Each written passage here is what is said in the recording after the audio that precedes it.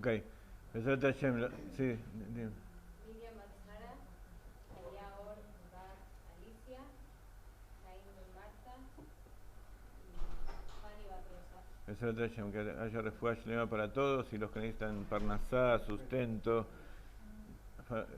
paz en el hogar, hijos, matrimonio. Besrat Hashem, que todos tengan en abundancia espiritual y material todo lo que pide de su corazón. Lejaim, lejaim. ¿Quién quiere decir el Teilim número 20? Lo pueden leer de acá. El primero que levante la mano lo dice. Por favor. Bueno, hay otro Teilim, así que vos vas a decir el siguiente. Dale, vamos. Acá está escrito, dale, léelo.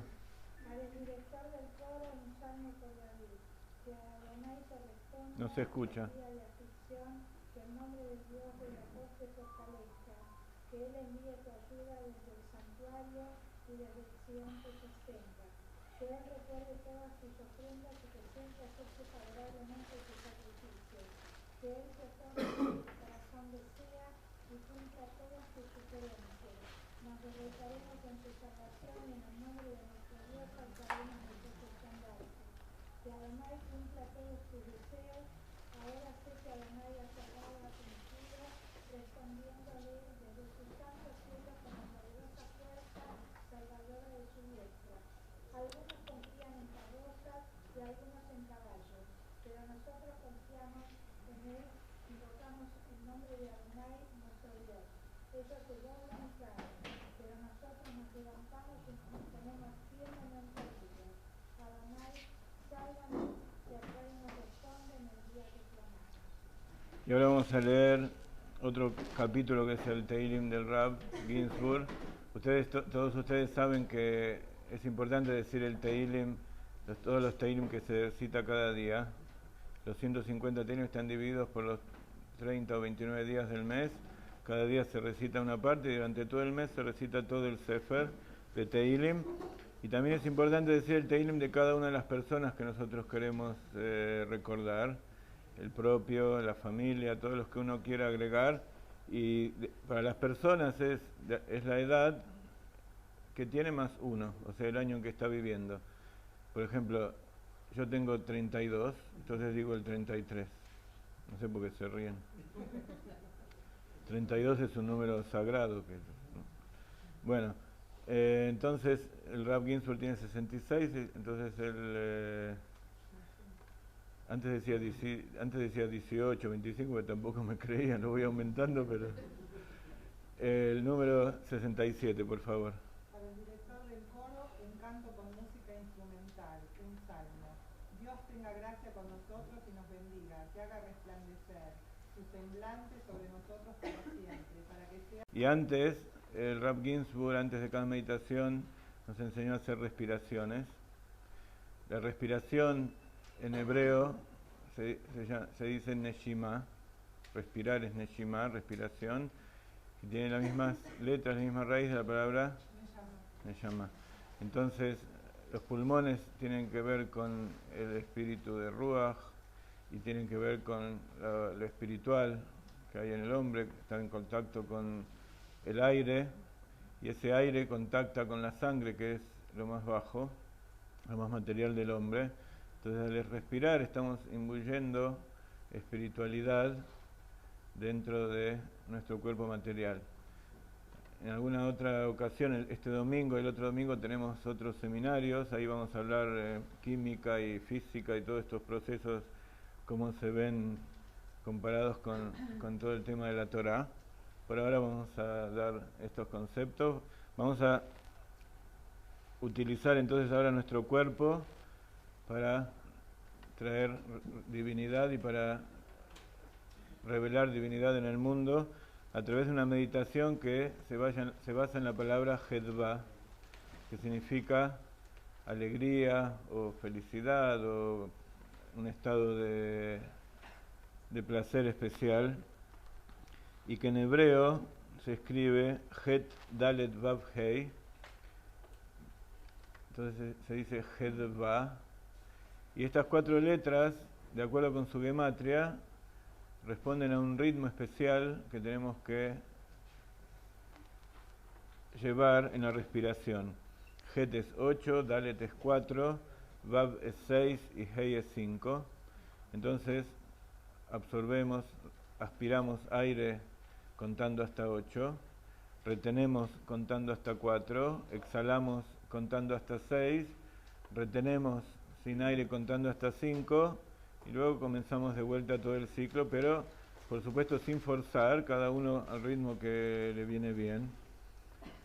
Tiene que ser un ritmo de acuerdo a estos números, pero cada uno lo hace a la velocidad que más le da satisfacción y que no se ahogue o que no se extraventile, que no se hiperoxigene y empieza a salir volando por los aires.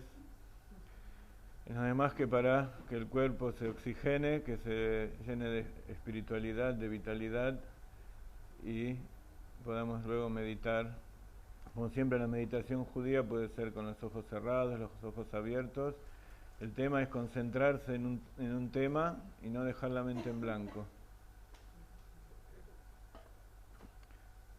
8, 4, 6, 5. Entonces aspiramos 8 y pensamos en la palabra Hedva y esa respiración que nos da placer. Nos fijamos que los hombros no estén en tensión, las manos en un lugar cómodo, donde cada uno le parezca mejor, y va mirando por dentro cada uno de sus órganos, de sus partes del cuerpo, viendo dónde hace falta oxígeno, y allí va mandando y llenando de vitalidad las partes del cuerpo. Vamos a hacer 1 o 2 minutos.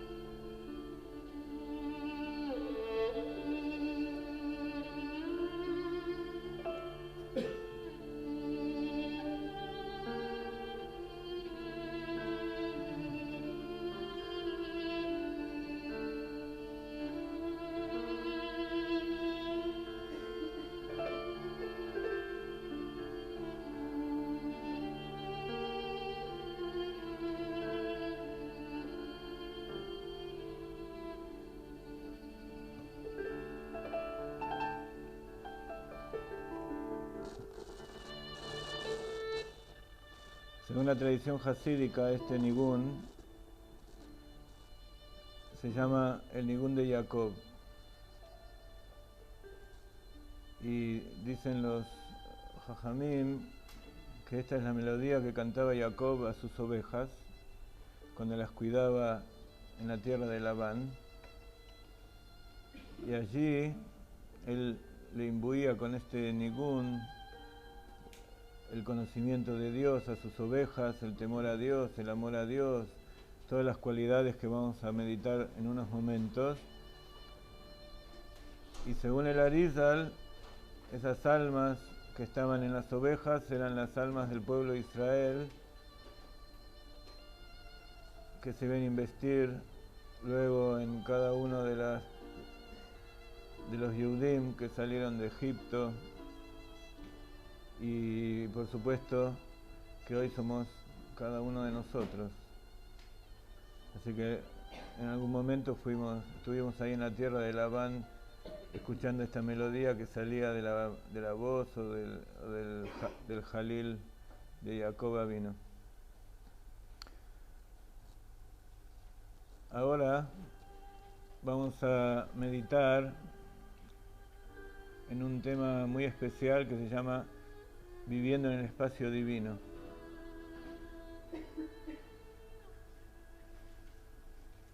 Ustedes saben que los judíos tenemos que cumplir 613 preceptos, los Benei Noach tienen que cumplir 7 preceptos, algunas dicen 30, pero el tema es que hay 6 preceptos que son constantes, que tenemos que cumplir y que cumplimos de hecho constantemente, y esos 6 forman las caras de un cubo. Ahora vamos a meditar en un cubo, que nosotros estamos en el centro y esos 6 preceptos nos rodean y vivimos constantemente en presencia de ellos, y a todos lados donde vamos ellos nos cuidan y nos llevan por todos lados. Hay 3 preceptos especiales que uno los cumple con todo el cuerpo. Estos que estamos diciendo son preceptos que uno tiene que cumplir en forma de intención o al decirlo, pero hay 3 preceptos físicos que uno los cumple con todo el cuerpo y que el precepto mismo, la mitzvah misma lo rodea. ¿Alguien sabe cuáles son esos 3? Una es la sukkah. Uno entra dentro de la sukkah y todo su ser, tanto su alma como su cuerpo, está rodeado del precepto mismo. La mikve es la segunda. Cuando uno se sumerge en la mikve, está purificándose y está siendo rodeado como en el útero de la madre, está naciendo de vuelta cada día. ¿Y el tercero cuál es? ¿Perdón? El tercero es entrar a la tierra de Israel. Cuando uno entra a la tierra de Israel, la tierra lo rodea, lo cubre, lo protege, y se cumple lo que está escrito, que en la tierra de Israel los ojos de Dios están permanentemente sobre ella y nos cuida. Entonces, en este momento que estamos en el exilio, algunos dicen que incluso dentro de la tierra de Israel hoy estamos un poco en el exilio también, que no se cumplen todos los preceptos como correspondería. Entonces tenemos que hacer nosotros mismos nuestra tierra de Israel donde vayamos, y sumergirnos en la mikve podemos, en la sukkah también. O sea, tener una sukkah sobre una mikve en la tierra de Israel sería cumplir 3 preceptos abarcantes al mismo tiempo. No todos lo pudimos cumplir, pero lo que sí podemos hacer es construir dentro de nosotros y sentirnos rodeados. ¿Soy yo? No. Allá adentro hay un teléfono. Pensé que lo había apagado. Nosotros todavía con el pensamiento no podemos. Podemos pedirle a Dios que Él se ocupe, pero no sé si tenés los poderes para hacerlo vos misma. Bueno, ok. Entonces, esta meditación que vamos a hacer ahora, entonces tiene el espíritu de lo que acabamos de decir, de sentirnos rodeados como un cubo de los 6 lados, con las 6 mitzvot constantes que uno tiene que cumplir. Estas no son automáticas, sino que cada uno tiene que tener la intención. Entonces nosotros nos sentimos y nos sentamos en el medio de ese cubo en estado de tefilá, en estado de meditación, incluso cuando uno va por la calle, cuando uno dice Mishnayot, cuando dice palabras de Torah, tiene buenos pensamientos, cuando está concentrado en cumplir un precepto. Entonces eso significa que está rodeado por la presencia divina. Y esa es la sensación que tiene que sentir. Comenzamos en nuestra meditación. Yo ahora le voy a hacer un repaso de los 6 lugares y después vamos a, como hicimos recién, a practicar un poquito, 5 minutos, y después vamos a, una vez que entramos en ese estado de vivir dentro del espacio divino, vamos a tratar de estudiar un poco de Kabbalah, de Torah, de Hasidut. Entonces, sentimos a la derecha Gesed, la bondad, el amor, el color azul, el amor a Dios, y a la izquierda Geburá, el rigor, temer a Dios, ¿no? Y está asociado con el recuerdo de lo que Dios le hizo a Miriam, el rigor de Dios que le puso lepra porque había hablado palabras contra su hermano. Todas esas cosas, si ustedes anotan y profundizan luego, van a poder, a medida que hacen todos los días esta meditación, profundizar en cada uno de esos temas y les va a llevar a conocimientos y a sensaciones, a rectificar la imaginación, a rectificar muchas cosas dentro de sí. Entonces, mientras tenemos a la derecha Gesed y a la izquierda Geburá, Geburá es rojo, ¿no? sí, a la izquierda es rojo, lo tienen allí con el color rojo, al frente es Tiferet, color amarillo, y es el precepto de creer en la unidad de Dios, Hashem Echad, la unicidad de Dios, tiene que ver con Zahor et Yom HaShabbat de Katsho, recuerda el día de Shabbat, es la tercera cosa que tenemos que recordar todos los días. Tiferet, belleza, y la cualidad interior es, ¿cuál es la cualidad interior de la Tiferet? Los estudiantes míos no lo digan porque ya lo saben, quiero saber lo que es la gente de acá, qué es lo que me dice. Muy bien, estoy muy orgulloso que lo sepan, pero quiero saber después, cuando vamos avanzando, cómo tengo que explicar las cosas un poquito.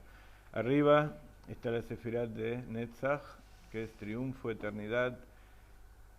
La cualidad interior de Netzach es confianza, tanto en uno mismo como en Dios. Entonces es creer en la providencia divina de Dios. Él está constantemente mirando y determinando y cuidando a cada una de sus creaciones. El color es el violeta.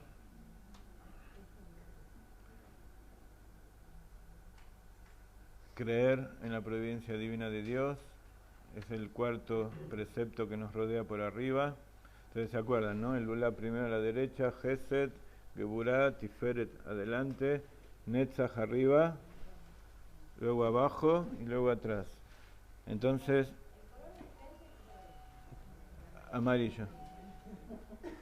Hay una relación entre Tiferet y Yesod, que uno es amarillo verdoso y otro es verde amarillento, pero en general para definir la situación, Tiferet es amarillo y Yesod es verde. Entonces, para meditar también podemos imaginar esa luz, cada uno de los costados de los lados del cubo que nos ilumina con una luz, y al final, cuando tenemos todas esas luces juntas, o vemos el arco iris o vemos una luz blanca, que es lo que se produce cuando se juntan todas las luces. Entonces, arriba tenemos Tiferet, que es creer en Dios, en la providencia divina, y el recuerdo es de cómo Dios se nos reveló en el monte Sinaí cuando nos entregó la Torá. Es la cuarta arba de los Shishas y Chronot, el cuarto recuerdo que hicimos todos los días. Y abajo tenemos que recordar la sefirá de Hod, que es reconocimiento, agradecimiento, y la cualidad interior es la modestia,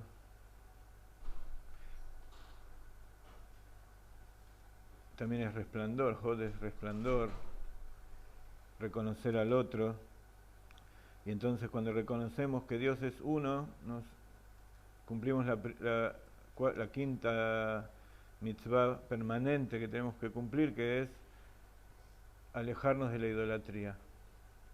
Eso es abajo, es Hod, y tiene que ver justamente con recordar cómo hicimos enojar a Dios en el desierto con el becerro de oro, que es el símbolo de la idolatría.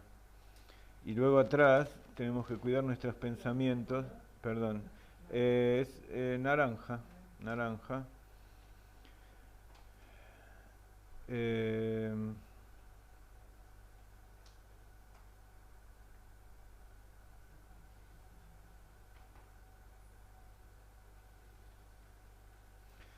Acá está, han puesto marrón.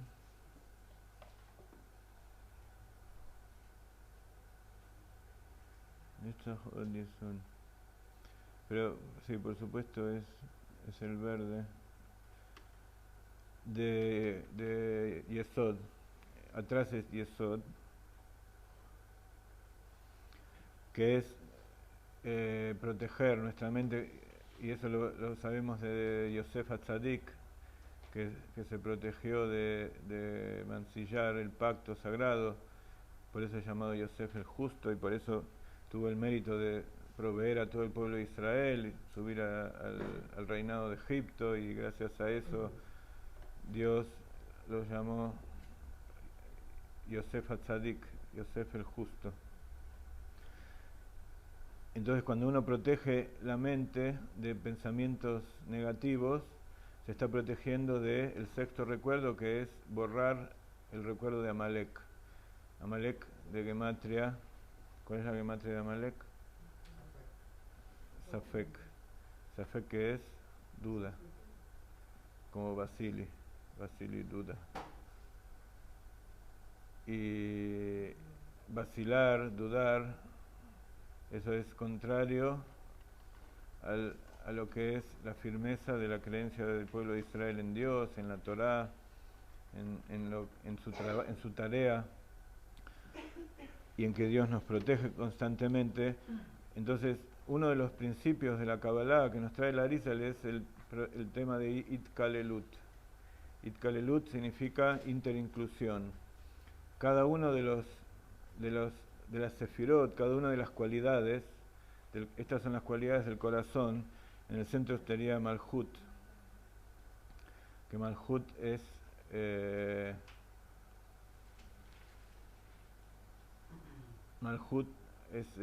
negro, rojo o marrón oscuro. El reinado. En el centro estamos nosotros. Estaba por pedir agua y me olvidé.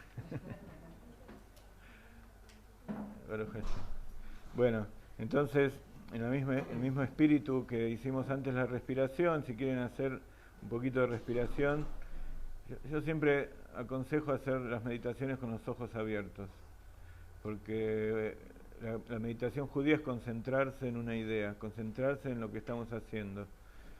Entonces, si se concentran en el cubo que ven aquí, incluso cada día se pueden concentrar en una de las partes, reforzar, muchas gracias.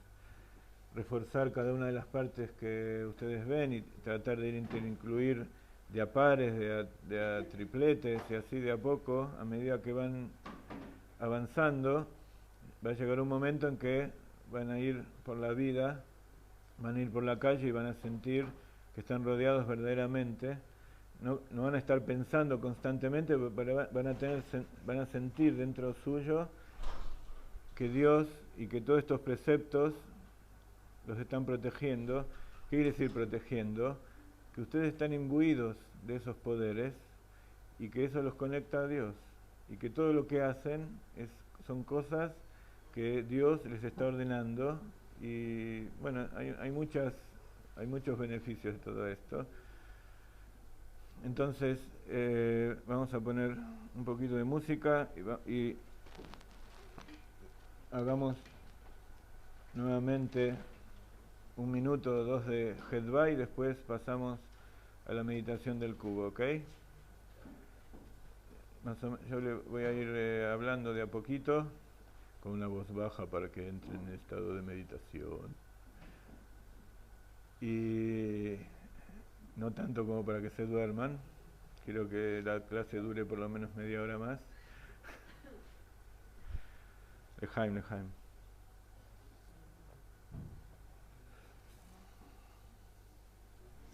Entonces,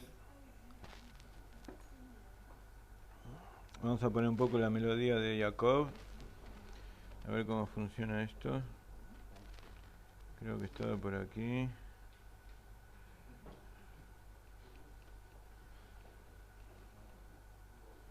Después vamos a poner otras melodías.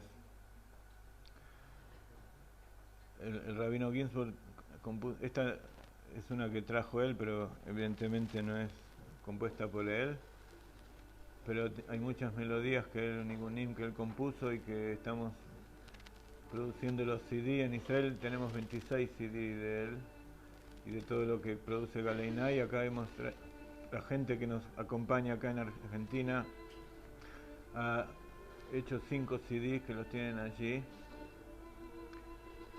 con música de distintos motivos, cantada, instrumental, todas melodías cabalísticas y para que el alma se regocije. Entonces comenzamos de nuevo con la respiración. Los que no estuvieron, habíamos practicado antes una meditación, una preparación para la meditación que es la respiración, basado en la palabra Hedva, cuya gematria, las letras son 8, 4, 6 y 5.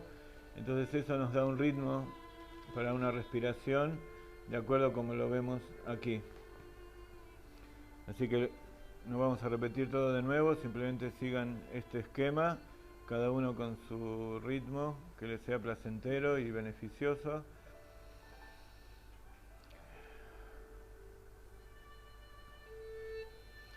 Y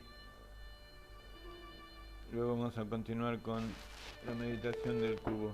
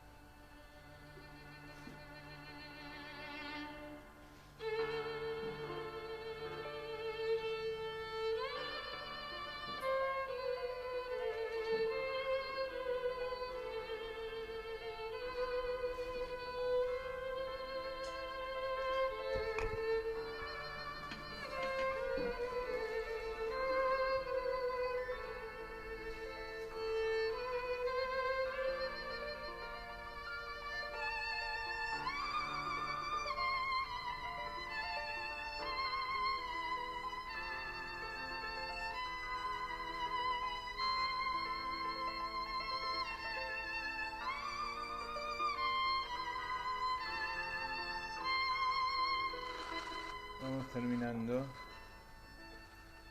Después es el bagaje de los poderes y los componentes del alma, tanto conscientes como inconscientes, y su expresión en el cuerpo, en los sentidos, en el pensamiento, el inconsciente cercano, en la acción.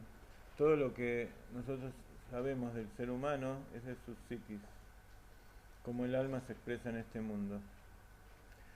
Y antes de vamos a hacer un repaso de lo que es el alma en general, y luego vamos a ver de dónde proviene y cómo lo relacionamos con algunos temas para meditar. Por supuesto, esta meditación que acabamos de hacer tiene que ver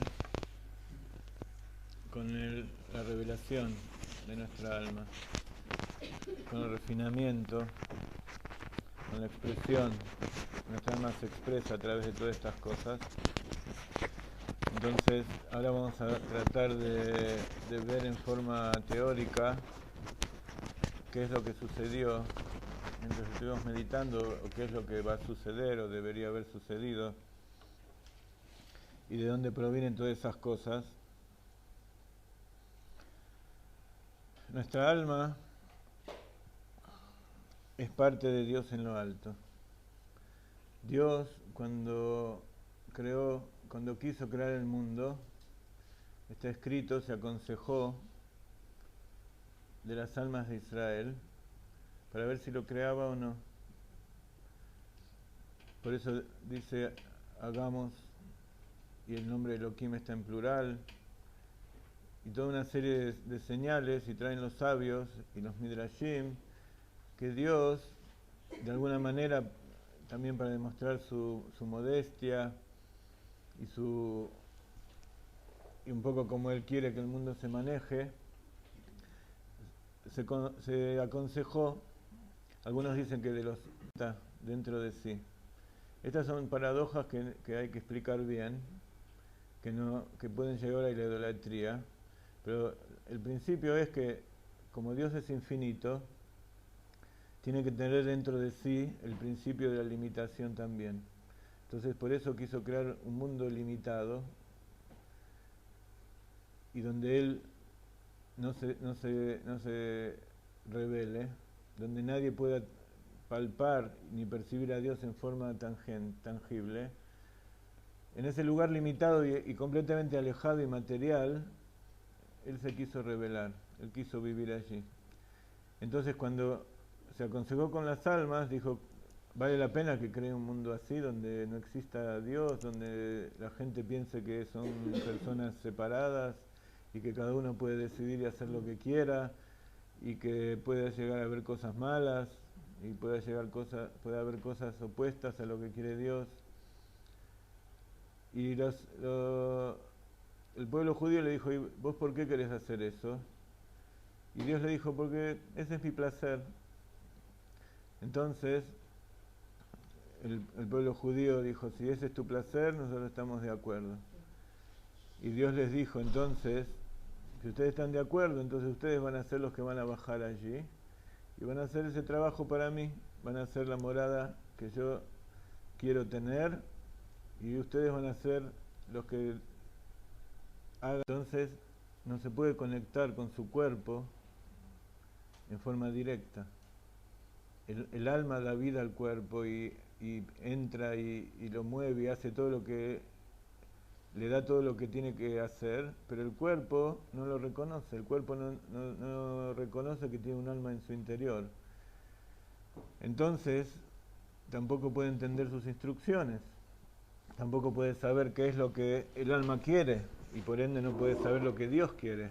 El cuerpo hace lo que la naturaleza le pide. Entonces, el alma necesita vestimentas.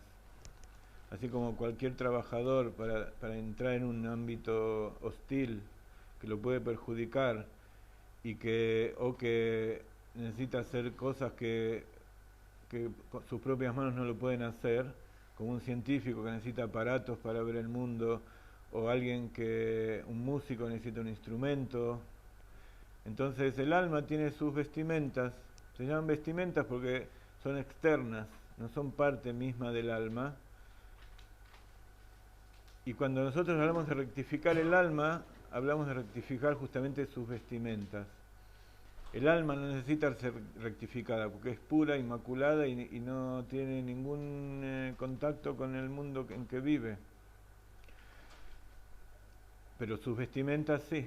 Si sus vestimentas son buenas, entonces ellas los van a proteger y la van a ayudar a conectarse con el mundo. Y sus vestimentas son el cuerpo. El cuerpo tiene un pensamiento, tiene sentimientos y tiene su capacidad de actuar.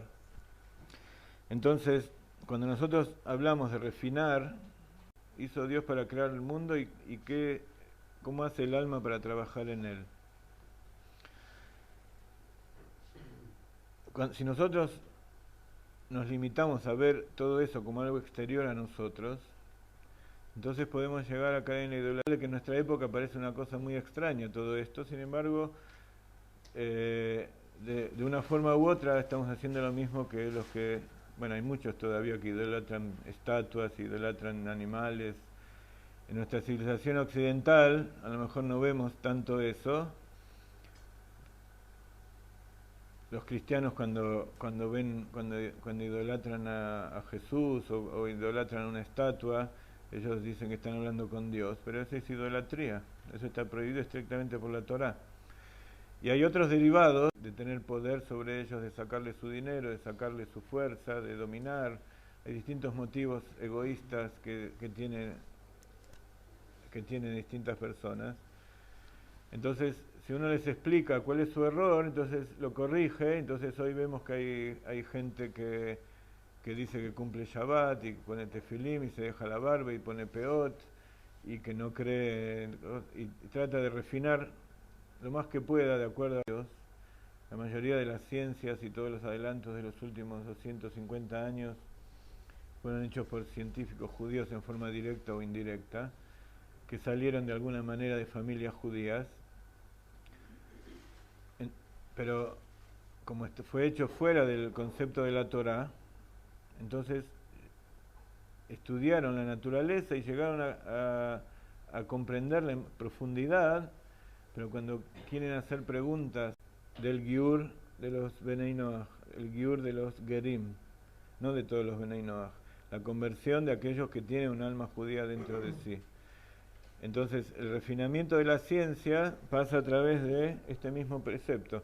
Si ustedes meditan, este es otro tema para meditar. Todos conocen el espectro, que es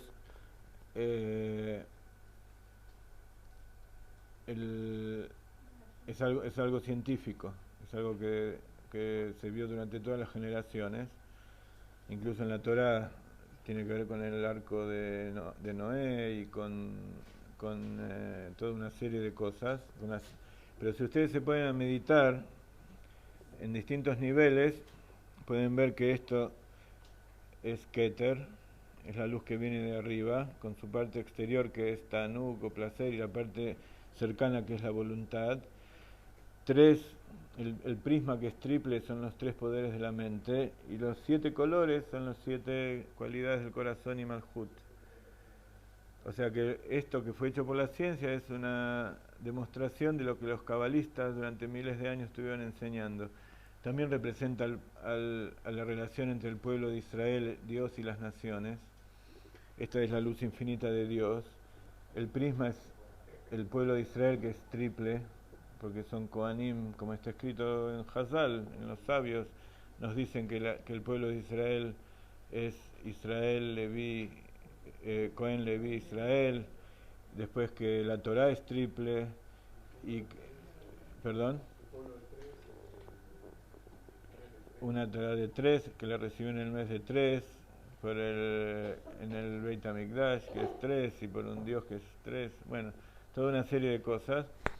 Y entonces acá esta es una demostración de que el pueblo de Israel tiene que llevar la luz de Dios a los pueblos del mundo, que están simbolizados por el arco iris de los noajidas. Bueno, y acá hay muchos simbolismos que están explicados en la Cábala, solamente les quería mostrar esto.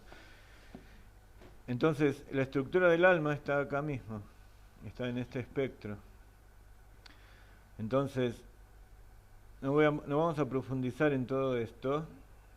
Seguramente con el tiempo lo van a estudiar con su Moret, cada una de las partes del alma. Pero el tema es que las vestimentas del corazón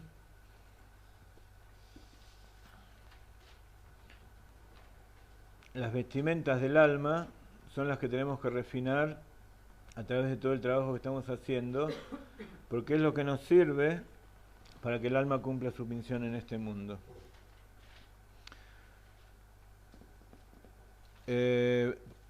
Pienso que es el momento de hacer una pequeña pausa y si quieren hacer preguntas o relajarse un poquito, y luego vamos a continuar con la segunda parte en la cual vamos a hablar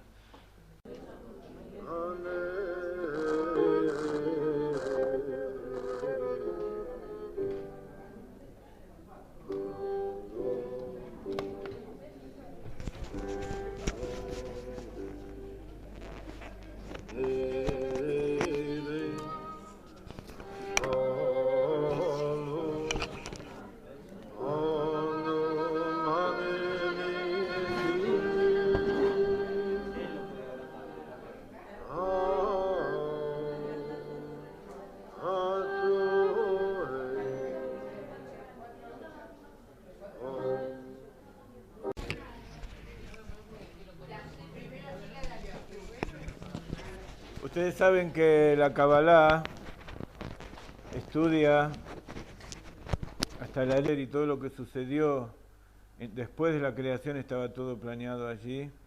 Yo digo estaba, pero ustedes saben que ahí no hay antes y después, no hay espacio, no hay tiempo. Entonces el concepto de espacio y de tiempo surge recién después de la contracción de la luz. Y como ustedes saben hubo dos contracciones. Primero, una contracción de la luz misma para dejar un espacio vacío donde Dios creó. ¿Y qué quiere decir que creó? Que introdujo una cav o una línea de luz que en un punto de ese círculo, todo esto son conceptos espirituales que no hay que tomarlos tal cual. En realidad nada hay que tomarlo tal cual cuando uno está hablando de las cosas espirituales, simplemente son parábolas para comprender un poco de qué se trata, para comprender a Dios. En ese punto donde surgió la primera contracción, la segunda contracción, donde se inició la luz, eso es lo que se llama antes o arriba. Pero como una esfera no tiene antes o arriba o a izquierda, derecha, entonces la idea de tiempo y de espacio nos da ese comienzo que fue la primera contracción, la segunda contracción, la incidencia de esa luz en el vacío. Entonces esa línea se fue extendiendo hasta un punto central. Como todas estas cosas no se pueden explicar, esto que está aquí no debe ser tomado tal cual, y la verdad que no es algo que ayude demasiado, simplemente es para que ustedes tengan algo de qué agarrarse, pero no tomen esto tal cual. Simplemente pasó que se produjo un espacio vacío, virtual. El ocultamiento es siempre para las criaturas de abajo, para Dios no hay ocultamiento. Después vamos a ver cómo funciona eso. Y entonces a partir de ese punto,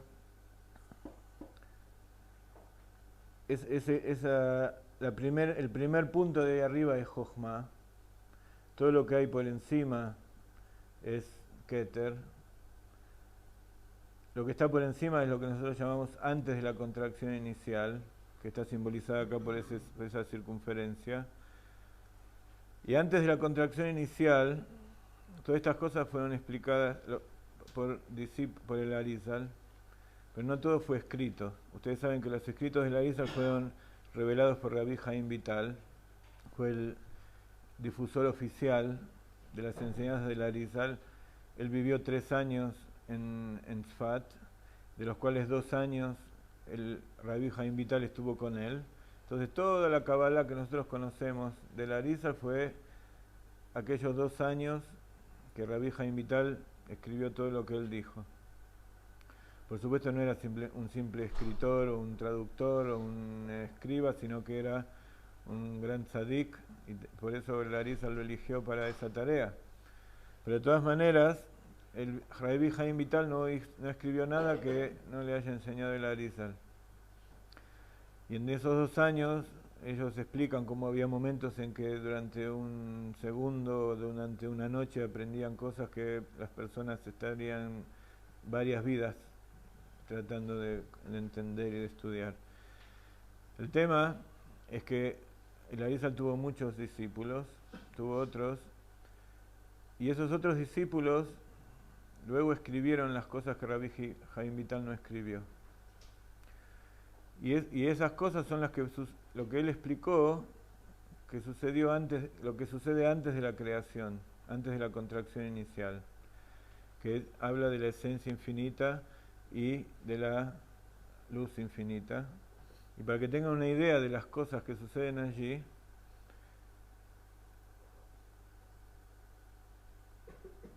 podemos decir, por ejemplo, que nosotros conocemos que hay 10 sefirot.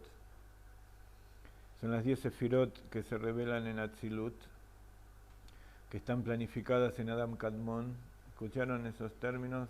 ¿Tienen alguna idea? Adam Kadmon es como el plano que está imbuido dentro de esa línea inicial. Esa línea tiene las 10 sefirot allí en su interior.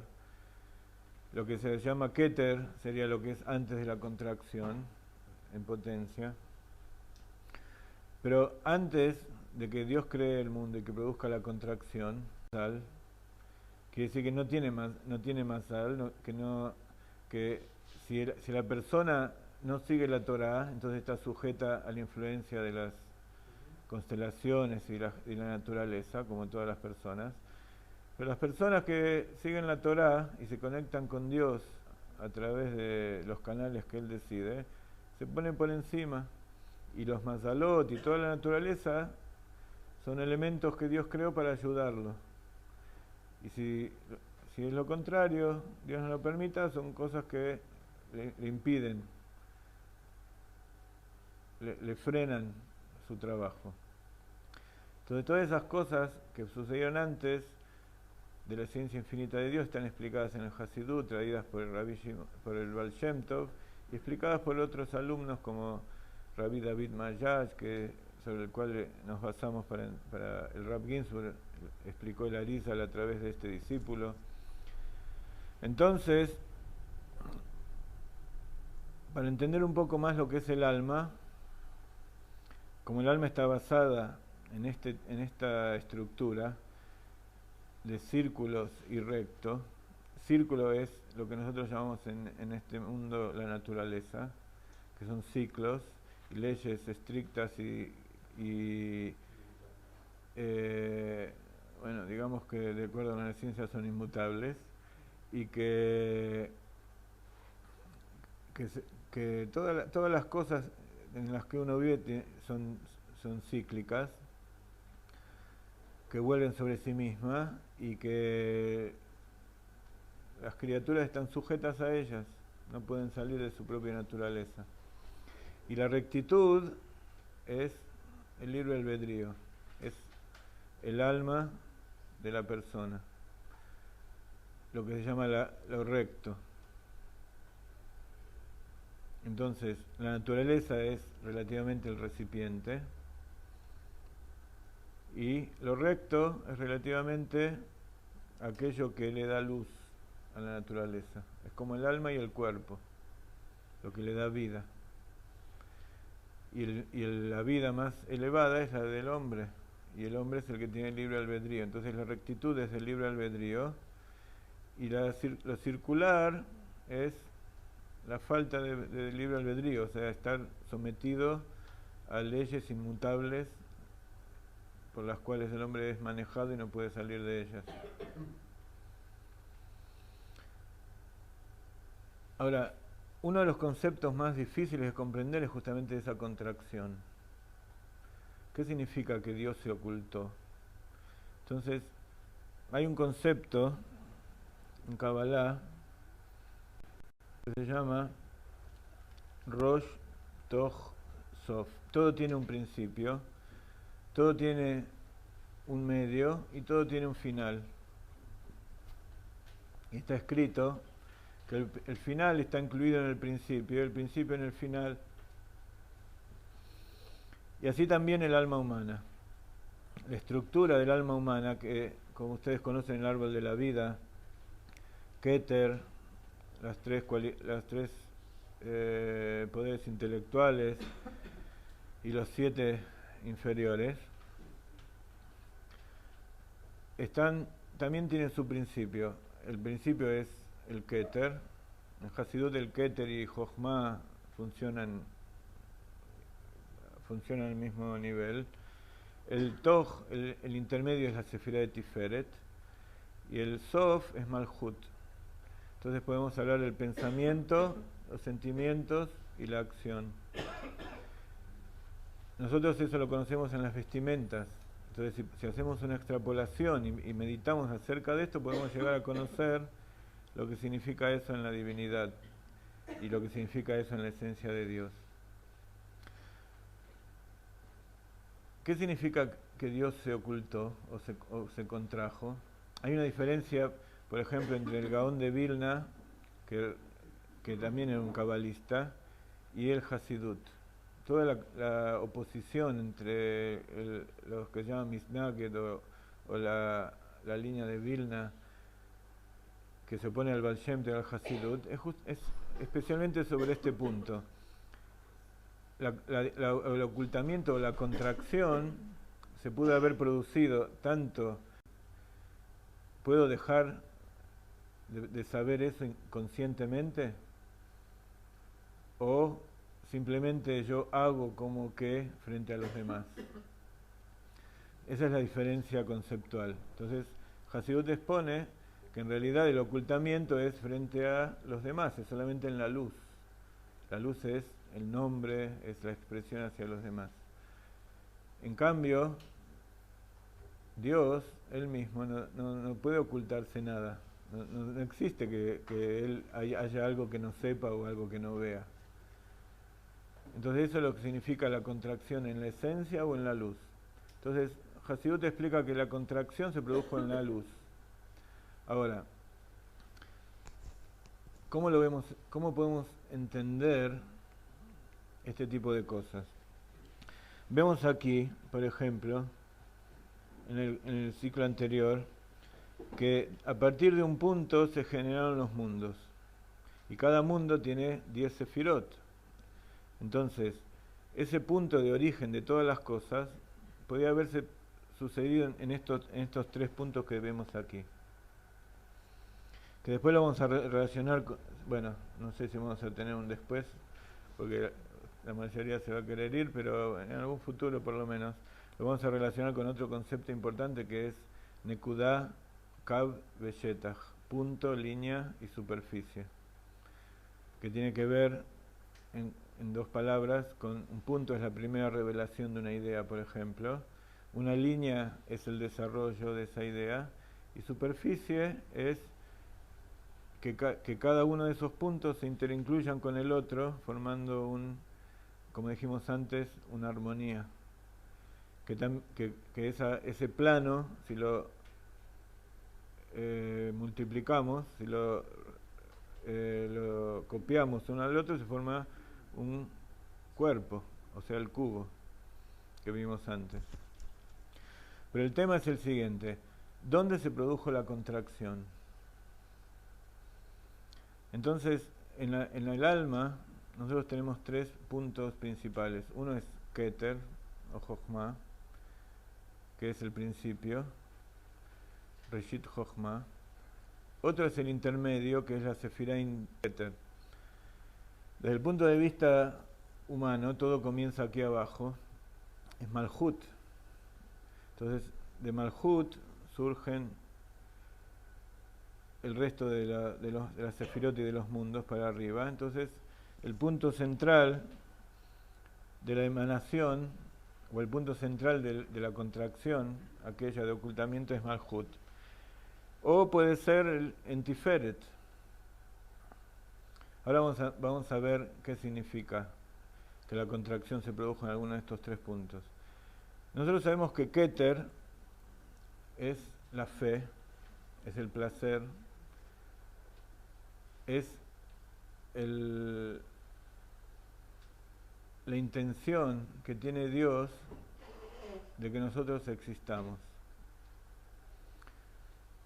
Entonces, que Dios se haya ocultado en Keter, ¿qué significa? Que Él se oculta su intención, su poder, de que Él está creando todo, de que Él quiere que nosotros que existamos. Entonces, en el alma humana, ¿qué significa eso? Que nosotros no tenemos conciencia de que Dios existe y que Él está haciendo que todo exista. En el Hasidut, esto ¿cómo se explica? Hay una parábola que es la del estudiante y el alumno, como dijimos antes, el maestro y el alumno. El maestro tiene una idea en su interior y para transmitirle esa idea al estudiante, él tiene que producir un ocultamiento dentro de sí mismo incluso, tiene que separar todas las ideas que él tiene y seleccionar una. Y esa idea que él selecciona la va trabajando dentro de su conciencia, dentro de su mente, Jochma, Binah y Da'at, la va trabajando dentro de sus sentimientos hasta que se transforma en palabra y se la puede transmitir al alumno. Y a medida que el alumno va captando, él va trabajando eso y va pudiendo revelarle más y más y más. Pero la primera revelación, la primera parte de cada explicación que él le da al alumno parte de un ocultamiento. Él oculta toda su sabiduría o contrae, hace un tzimtzum de su sabiduría, deja un espacio donde crear un ámbito, donde crear una explicación para el alumno. Por ejemplo, ustedes quieren explicarle a una persona qué es lo que significa la Kabbalah, o qué es lo que significa la ciencia o algún tema. Entonces ustedes dentro suyo tienen infinitos conocimientos en comparación con el que va a recibir que no sabe nada. Entonces tienen que seleccionar. Entonces hay dos formas de seleccionar. O pueden eliminar todo y dejar algo ahí, sin producir un vacío, o pueden sacar absolutamente todo y después traer una idea a ese ámbito que sería la mesa de trabajo. Y así fue como Dios creó el mundo. Primero hizo un vacío y después trajo esa pequeña luz, esa pequeña idea con la cual creó todos los mundos. Si ustedes meditan cómo es el proceso de la revelación consciente de la mente de cada uno, todo el proceso que uno realiza para transmitir una idea, entonces puede practicar alguna de estas dos formas. O pescar una idea dentro de todo eso que uno tiene adentro, o eliminar todas las ideas y dejar y seleccionar una que entre y en ese ámbito limpio desarrollarlo para poder explicarlo a los demás. Eso sería lo que es la contracción en Keter, en el Keter de Dios, y lo que sería en nuestra alma. Ahora, ¿qué produce esa contracción en una persona? Ese ocultamiento de Dios produce que la persona siente que no hay un motivo para que todo exista, y que no existe un motivo para que uno mismo exista, y que no hay nadie que le pueda dar un motivo. Ese es el vacío existencial en Keter, que por eso una vez busca y busca por todos lados, porque está buscando cuál es el motivo por el cual existen las cosas.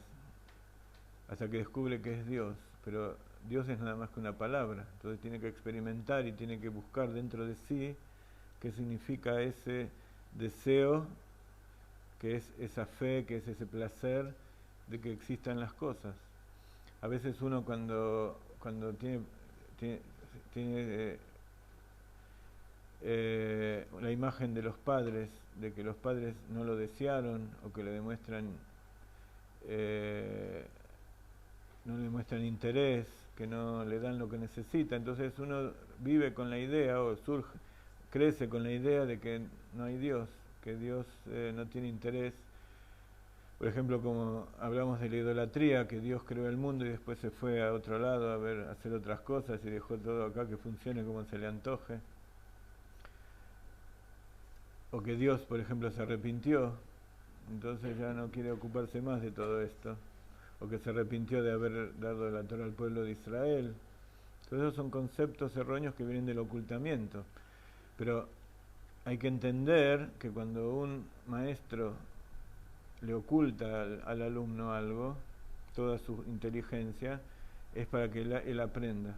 Es en aras de que aprenda, en aras de la revelación.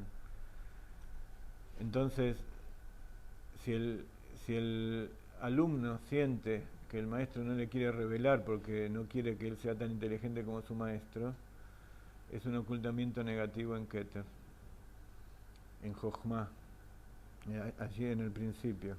Entonces no le tiene fe al maestro, no tiene placer de lo que estudia y no quiere estudiar. Ese es un motivo de muchos chicos y mucha gente que estudia, pero en realidad quiere hacer otra cosa. Es el ocultamiento en Keter. Después al final vamos a ver en cada uno de estos 3 puntos cuál es el tikkun, cómo se repara. ¿Qué pasa cuando qué significa contracción en Tiferet? Tiferet es belleza, es misericordia, es interinclusión, y son los sentimientos. Que Dios haya ocultado, haya comenzado el tzimtzum de la creación en Tiferet, significa que Dios ocultó que está interincluido en todas las cosas. Lo principal de los sentimientos es que estén interincluidos, que uno trabaje junto con el otro. Entonces el hecho de que haya un ocultamiento de Dios a nivel de Tiferet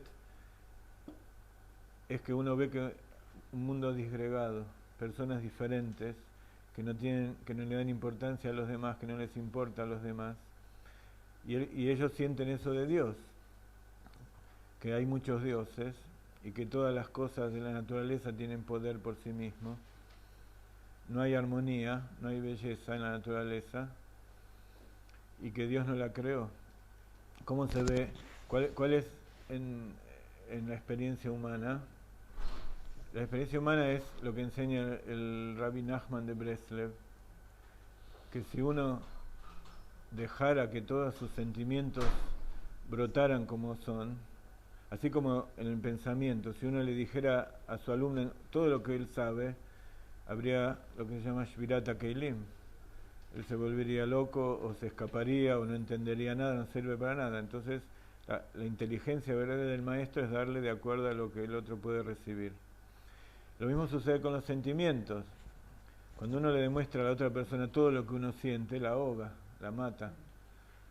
El ejemplo clásico es cuando terminó la Shoah, que venían los soldados y veían a la gente en los campos de concentración, que estaban piel y hueso, que no habían comido durante meses, y empezaban a comida de tantas ganas de que no se mueran, y se morían justamente por eso, porque le daban chocolate y latas y qué sé yo, y ellos no podían comer, tenían que empezar con una gota de agua y 2 gotas y de a poquito. Entonces es esa avalancha de sentimientos que a veces uno tiene con los hijos o con la gente para demostrarle todo lo que uno siente por ellos. Entonces eso lo ahoga, a veces ahoga a la otra persona. Entonces la contracción en Tiferet de Dios es justamente para que nosotros podamos recibir de Dios en forma que podamos recibir su amor. Como a veces decimos que Dios es todopoderoso y tienen un gesed tan enorme, pero por ejemplo uno está parado al lado de un edificio y hay una tonelada de oro encima, que si le cae encima lo mata. O sea, es bondad que lo va a asesinar. Entonces si le va cayendo eso en forma de gotas o panes de oro, entonces se va haciendo rico. Y así pasa con todas las cosas. Ahora, con el tiempo, que él vio que cae oro del cielo y ve toneladas de oro, va a preparar sus recipientes y va a preparar todo para poder recibir las toneladas. Mientras tanto, toda la bondad esa de que le pueda caer de arriba lo puede matar. Entonces por eso Dios se contrajo a nivel de Tiferet. ¿Qué significa que se contrajo a nivel de Malhut? Malhut tiene que ver con el reinado.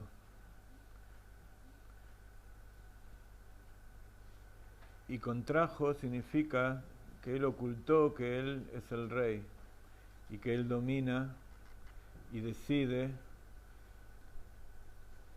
y ordena y establece todo lo que sucede aquí, para que nosotros podamos tener libre albedrío. Ese es el ocultamiento, el tzimtzum original que se produce en Malhut.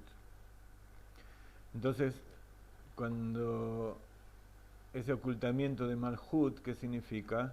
¿Cómo se relaciona acá? Que no hay ley, no hay nadie que rija, no hay nadie que gobierne, anarquía. Todo eso que estamos hablando es a todo nivel, a nivel de los mundos, a nivel del planeta, a nivel del país, de familia, de persona, de individuo. Todo esto que estamos hablando se puede asociar y en base a estas definiciones podemos entender un poco mejor lo que pasa a todo nivel. Empezando justamente por cómo funciona Dios. Él, para que nosotros tengamos libre albedrío, tuvo que hacer esos ocultamientos. Y en Malhut, él tuvo que ocultar que es el rey. ¿Para qué? Para que nosotros decidamos que él es el rey. Para que nosotros decidamos que hay algo que está por encima de todas las cosas y que a pesar de que nosotros veamos anarquía y veamos lo que sea en este mundo, en realidad hay un rey. Y no hay rey sin pueblo, dice la Torah. Em melech belo am. El rey necesita un pueblo. ¿Quién es el pueblo? El que lo nombra rey. Es el concepto de Eshet Haila Teret Bala, la mujer virtuosa, que es Malhut, que es el pueblo de Israel, que es la creación, es la corona de su marido. ¿El marido quién es? Jochma. Es Dios, es el principio de todas las cosas. Y la corona es aquello que está por encima. Entonces la mujer virtuosa es la que demuestra que existe el rey, que su marido es el rey. Y por otro lado, la mujer virtuosa, ¿qué significa? Que hace la voluntad de su marido. Eshet Hail Osa Retzon Bala. ¿Qué quiere decir que hace la voluntad de su marido? Que hace lo que él le dice. Pero Hasidut no dice eso. Hasidut dice que ella hace su voluntad, o sea que la voluntad, que es lo que él quiere, su deseo, lo hace su esposa. Ella determina qué es lo que el marido va a querer hacer. Por supuesto, porque, bueno, así funciona el mundo. Bueno, durante todo el exilio,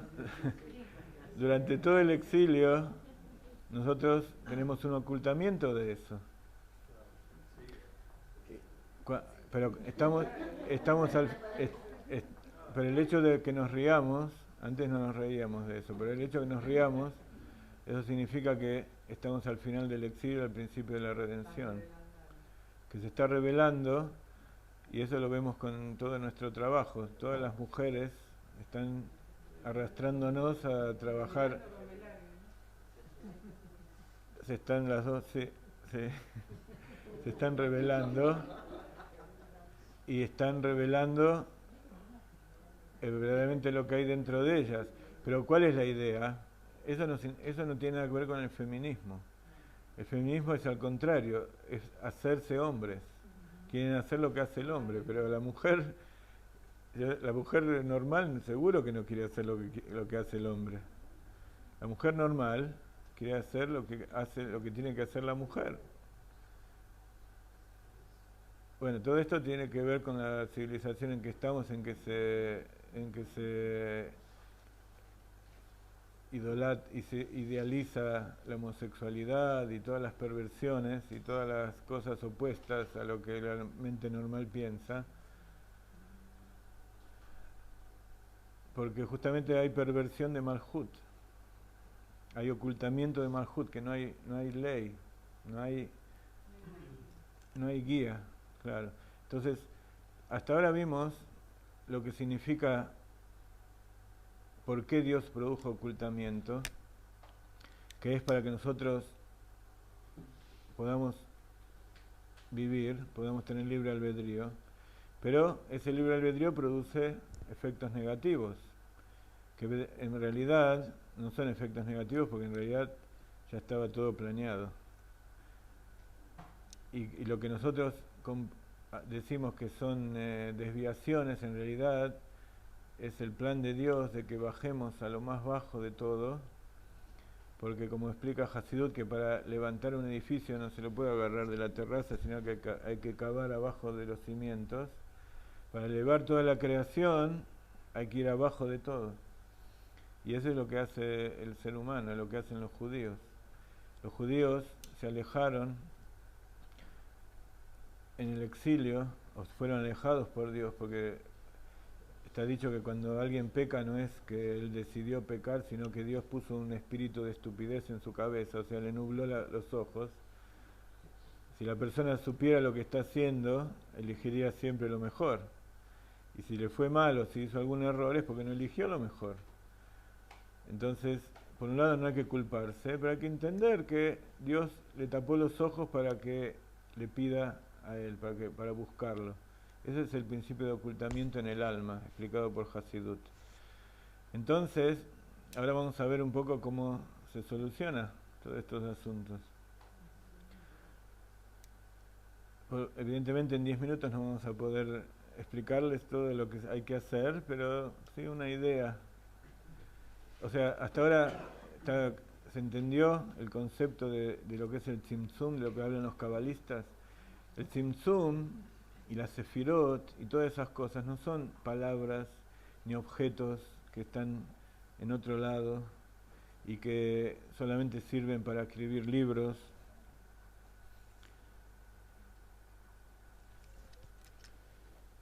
Entonces vamos a completar, aquí entonces tienen un esquema de lo que es Rosho Keter Paz.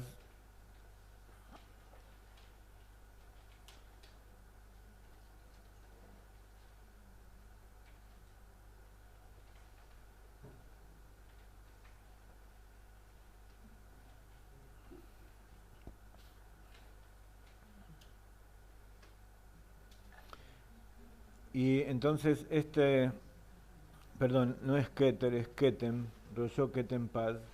Ketem es las iniciales de Keter, Tiferet y Malhut. Son los 3 puntos de la contracción. Entonces, una vez que comprendemos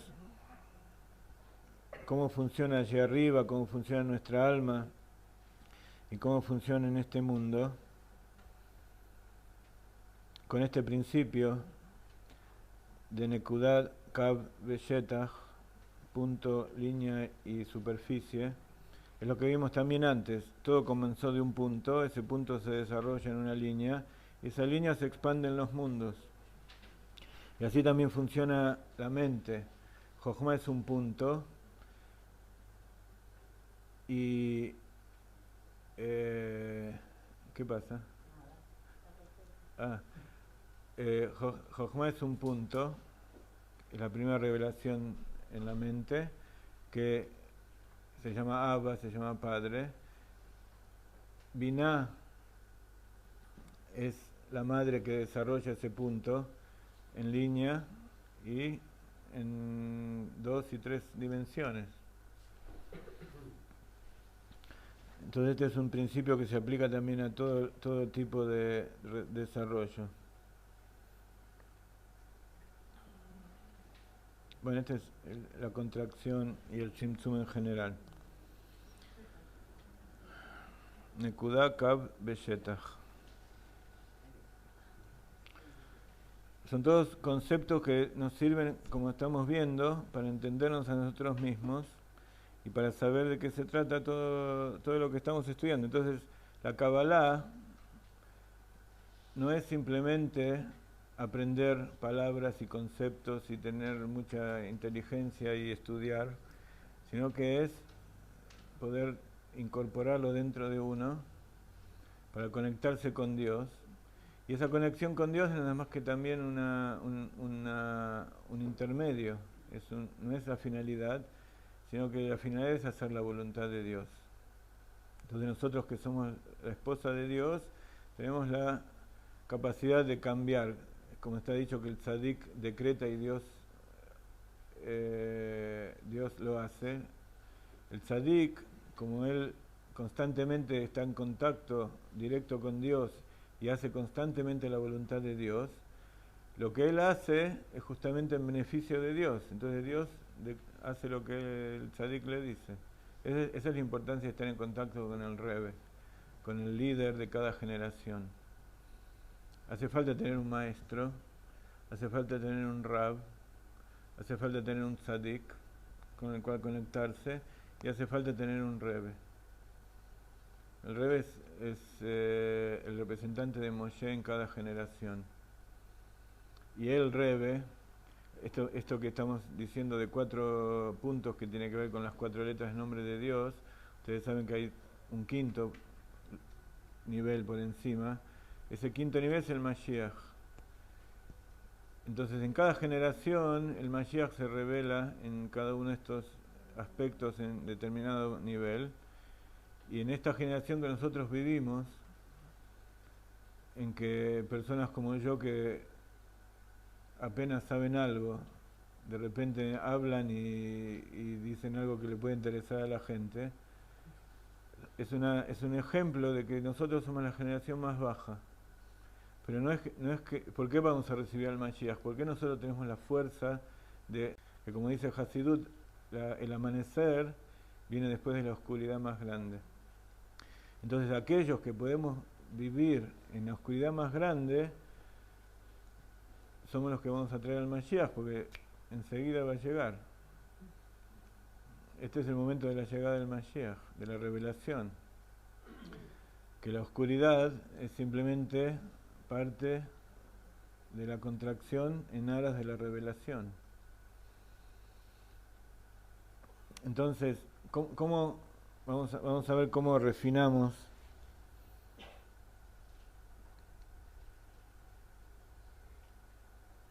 este shiur se llamaba Imagen y Semejanza, y a propósito lo pusimos al final porque ahora se entiende porque estamos hablando de imagen y semejanza. Esto es para meditar, como el agua refleja el rostro, así el corazón refleja el corazón del amado y todo ese tipo de cosas. Entonces, eso es lo que nosotros llamamos, o que nuestros maestros llaman, refinar la imaginación. Uno ve las cosas que ve todos los días y de repente las ve diferentes y se relaciona con ellas de forma diferente, a las personas, a los actos, a los objetos que lo rodean a uno. Incluso el estudio de la Kabbalah, el estudio de la Torah, no es lo mismo una vez que uno pasó y se refina a través del Hasidut, de meditar y de experimentar dentro del alma, dentro de nosotros mismos, todas las cosas que uno estudia normalmente. Y a los que nos pasó una experiencia tan tremenda como haber estudiado en la universidad una ciencia como la bioquímica, que es tan material, y de repente Dios, como está escrito, que cada uno que vuelve en Chubá es porque Dios lo señala, no es que uno decide tampoco. Dios le dice, bueno, ahora vos despertate, abrí los ojos. de repente fui llevado a Shiurim de Kabbalah, de Hasidut, de Torah, y vi en la Torah todo lo que había estudiado en la universidad. Entonces todo lo que yo había visto antes, lo vi de una manera completamente diferente. Y eso es un poco lo que estamos tratando de transmitir con todo esto. Como ustedes ven, no estamos tratando de darle conocimientos nuevos, sino estamos tratando de integrar aquellos conocimientos que ustedes ya tienen para que funcionen en forma coordinada. El cuerpo y el alma, la mente y todas las cosas que ustedes ven. Por supuesto tampoco se logra en una clase, sino que esto es nada más que para que sepan que existe y que lo busquen. Entonces,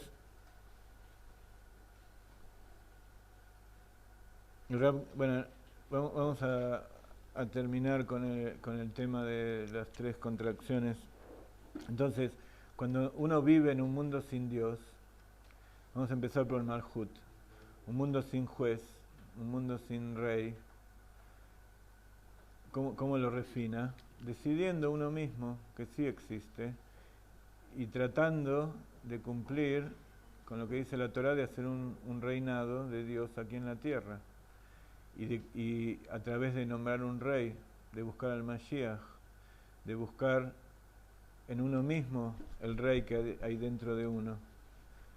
Y entonces cuando uno identifica lo que hay dentro de uno, puede identificar afuera al rey. Porque la ciencia que nos dice que todo lo que uno ve es lo que es la luz que viene de afuera, y entonces uno toma conciencia y nota lo que hay afuera. Pero el Hasidut, la Kabbalah dice al revés, la Torah. La Torah dice que hay una luz que sale del ojo, y eso que sale del ojo es lo que vuelve. O sea que todo lo que nosotros vemos afuera es algo que nosotros tenemos adentro. Si nosotros no lo tenemos adentro, no lo podemos ver afuera. Eso también lo vi en la universidad. Cuando uno se enfrenta a un microscopio con una muestra de sangre y ve un montón de manchas, por más que uno lo mire y mire, nunca va a entender lo que hay ahí. En cambio, cuando le explican y le dicen qué significa, entonces lo mira y de repente ve algo que uno ya tiene adentro. Y así pasa con todas las cosas.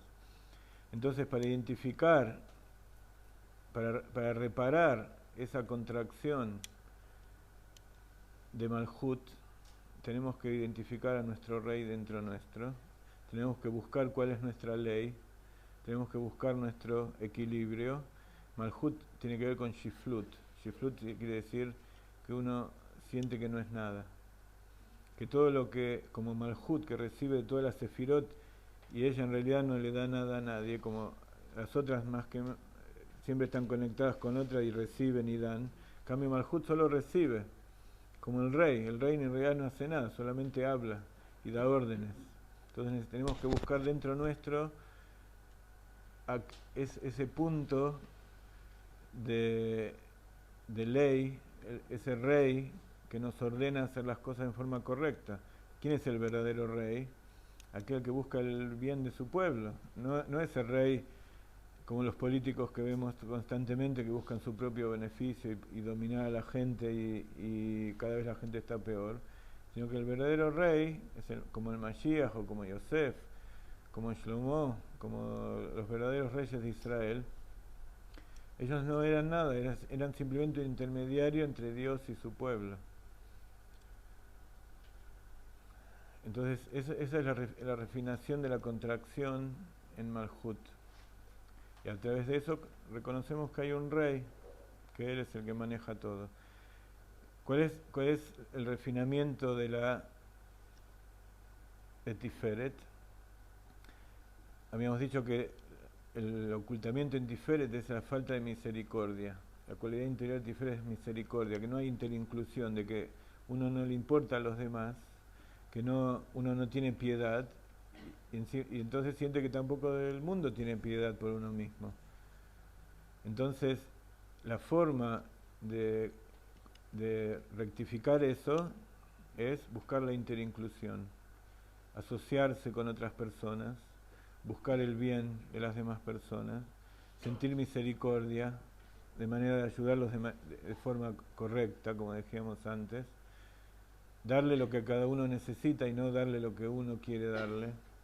El Rebbe siempre le decía a los bajulim, a los shluchim, que los shluchim están corriendo todo el tiempo por poner tefilim a la gente y por decirle que prendan las velas y que estudien Torah y que hagan esto. Entonces el Rebbe les decía, eso es lo que vos querés. El otro ni siquiera sabe que existe. Entonces primero fíjate qué es lo que el otro quiere, qué necesita el otro. Y una vez que le diste lo que el otro necesita, entonces le vas a poder poner todas estas cosas que vos querés. Ese es el tikkun de Tiferet dentro de uno.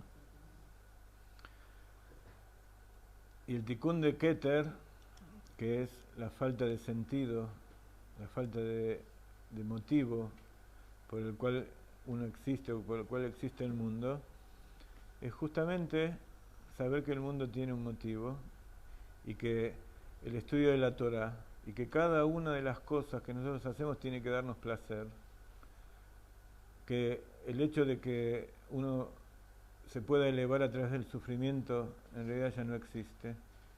Incluso cuando los jajamim nos dicen que hay que hacer ayunos por determinados pecados, a veces el ayuno también es satisfactorio, ¿no?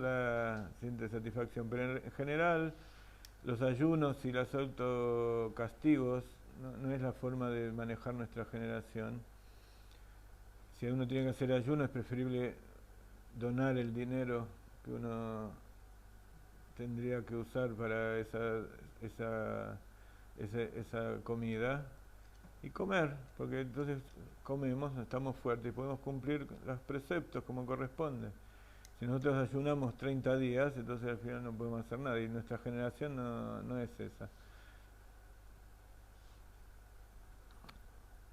Entonces, el hecho de sentir placer es algo positivo, placer por estudiar Torah, placer por conectarse con los demás, por ayudar a los demás, y placer por servir a Dios. Cuando yo hice Teshuvah, me dijeron que uno tiene que ser un siervo de Dios, tiene que ser un esclavo. Entonces cuando uno no sabe bien de qué se trata, se escandaliza. Dice, ¿cómo? ¿Yo vengo acá para que me enseñen a ser esclavo? Yo quiero salir de la esclavitud y quiero ser libre y ser una persona, y me enseñan a ser esclavo. Pero ser esclavo de Dios, o sea, en realidad todas las traducciones del hebreo suenan mal, pero ser Eved de Dios significa ser parte de Dios. Así como la mano no quisiera estar separada del cuerpo, y que cuando yo le digo agarrar el anteojo, por más que no es como el cerebro que está elucubrando cosas bárbaras y genialidades, y no es como la lengua que está diciendo cosas, y no es como los ojos que ven todo lo que pasa, la mano solamente sostiene el anteojo. Entonces la mano no va a decir, bueno, mejor déjame al lado y cortá la mano y déjame allá, no tengo ganas de tener el anteojo.